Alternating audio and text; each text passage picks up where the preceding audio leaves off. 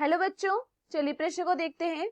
पृथ्वी को आच्छादित करने वाले वनों को सर्वाधिक हानि किस कारण से होती है? हमारे पास दिए हुए विकल्प हैं। विकल्प एक मृदीय कारकों द्वारा, विकल्प बी जीवीय कारकों द्वारा, विकल्प सी जलवायवीय कारकों द्वारा, विकल्प डी फिजियोग्राफिक कारकों द्वारा। प्रश्न की मुख्य अवधारणा है मुख्य अवधारणा इस प्रश्न की मुख्य अवधारणा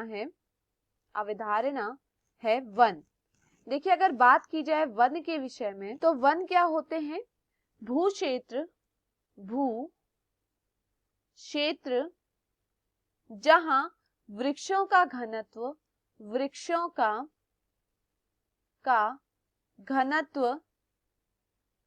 सामान्य से अधिक होता है। जहां पर वृक्षों का जो घनत्व है वह क्या होता है?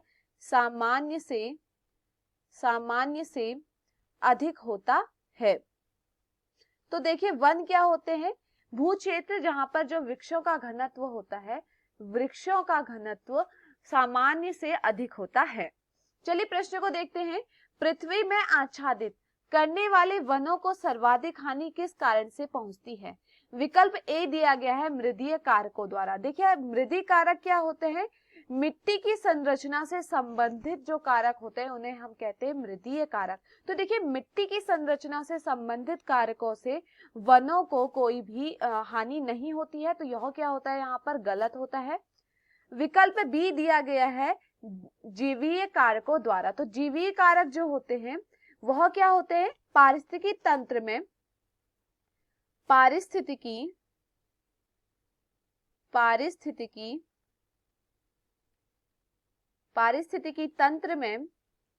तंत्र में या पारिस्थितिकी तंत्र के जीवित घटक इन्हें हम क्या कहते हैं? इन्हें हम कहते हैं जैवीय कारक। पारिस्थितिक तंत्र के जीवित घटक को क्या कहा जाता है? जैवीय कारक कहा जाता है। जिसमें क्या आते हैं? जिसमें आते हैं उत्पादक एवं उपभोक्ता। जिसमें क्या आते हैं? उत्पादक एवं उपभोक्ता। तो देखिए, अगर बात की जाए यहाँ पर जैवीय कारकों की, तो जैवीय कारकों में क्या होता है? यहाँ पर क्या होता है? उत्पादक तथा उपभोक्ता। अगर बात की जाए उपभोक्ता के विषय में तो यह क्या करते हैं? यहाँ पर क्या देखा जाता है? अत्यधिक चराई के कारण क्या होती है? वनस्पति क्या होती है? बहुत ज्यादा नष्ट हो जाती है। या हम करें उपभोक्ता द्वारा वनस्पति का ज्यादा उपयोग करने से क्या होता है? जैविक कारक को इन कारकों द्वारा क्या होता है? इन कारकों द्वारा वनों की सर्वाधिक हानि होती है। तो यह क्या होता है? सही होता है कि जैविक कारक जो होते हैं वनों की सर्वाधिक हानि के लिए उत्तरदायी होते हैं। विकल्प सी दिया गया है जलवायवीय कारकों द्वारा। तो देखिए, जलवायवीय कारक क्या होते हैं? हवा, भूकंप आदि ये सब किसमें शामिल होते हैं? जलवायवीय कारक में शामिल होते हैं। जो किससे संबंधित होते हैं? जलवायु से संबंधित होते हैं। तो जलवायु भी वनस्पति की सर्वाधिक हानि में यहाँ पर नहीं आती है, तो यह भी क्या होता है? गलत होता है। विकल्प डी दिया गया है फिजियोग्राफिकल कारकों द्वारा। तो देखिए, अगर बात की जाए फिजियोग्राफिकल कारकों के द्वारा तो यह क्या होते हैं?